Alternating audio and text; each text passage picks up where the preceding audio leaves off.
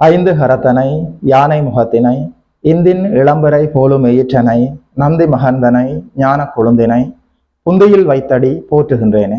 நமக்கு ஜோதிட ஞானத்தையும் கிரியா யோகத்தையும் தந்த குருமார்களுக்கு நன்றி. ஜோதிட சொந்தங்களுக்கு வணக்கம்.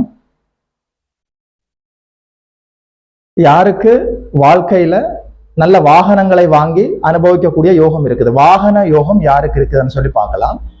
ஒரு ஜாதகத்துல 4ஆம் இடம் 4ஆம் அதிபதி வாகனத்துக்கு காரகராகிய சுக்கிரன், இந்த மூன்றும் நல்ல நிலைமையில இருந்தா நிச்சயமாக அந்த ஜாதகருக்கு நல்ல வாகனங்கள் கிடைக்கும்.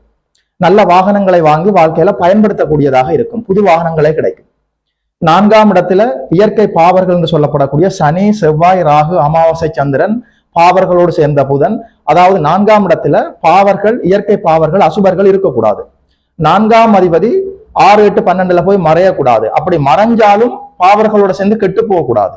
4ஆம் அதிபதி நல்லா இருந்து, 4ஆம் இடமும் நல்லா இருந்து, வாகனத்துக்கு காரகராகிய சுக்கிரனும் நல்லா இருந்தால், நல்லபடியா இருந்தால், நல்ல ஸ்தான பலத்தோட சுபர்களோட தொடர்புல இருந்தால் நிச்சயமாக அந்த ஜாதகன் தன்னுடைய வாழ்க்கையில நல்ல உயர்தர வாகனங்களை வாங்கி அனுபவிக்கக்கூடிய பாக்கியம் இருக்கும்.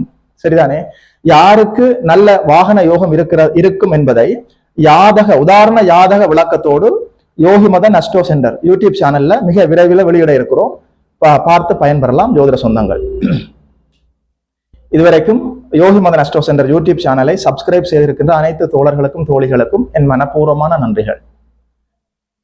இதுவரைக்கும் சப்ஸ்கிரைப் செய்யாதவர்கள் சப்ஸ்கிரைப் செய்து கொள்ளுங்கள். உங்களுடைய உறவினர்களோடும் நண்பர்களோடும் ஷேர் செய்து கொள்ளுங்க, பகிர்ந்து கொள்ளுங்க. நமஸ்காரம்.